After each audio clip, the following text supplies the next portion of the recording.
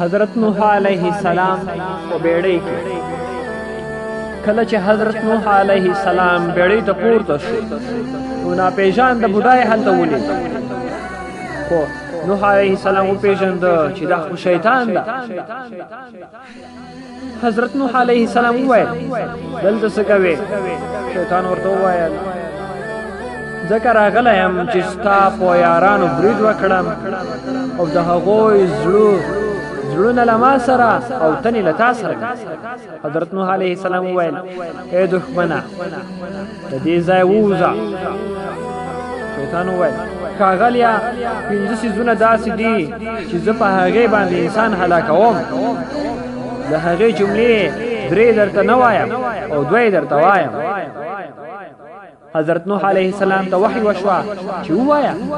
زما دا 3 نه دي په کار دا 2 ووایه شیطان وویل یو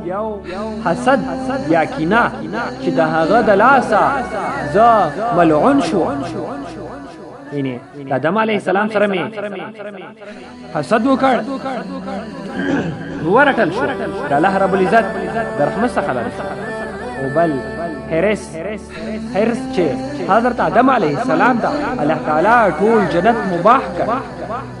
خو ما هغه ته حرص ورکړ او خپل کار مې وکړ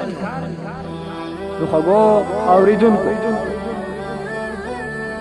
د آدم علیه السلام سره په حسد باندې شیطان چې غټ عالم و شیخ و د الله رب العزت له رحمت څخه د الله رب العزت له دربار څخه وشړ نو موږ چې د الله رب العزت د علماو د قراو د ښو خلکو سره حسد او کینه کوو زموږ حال به او آدم علیه السلام د یوې ونې په حرص باندې د جنت څخه وایستل شو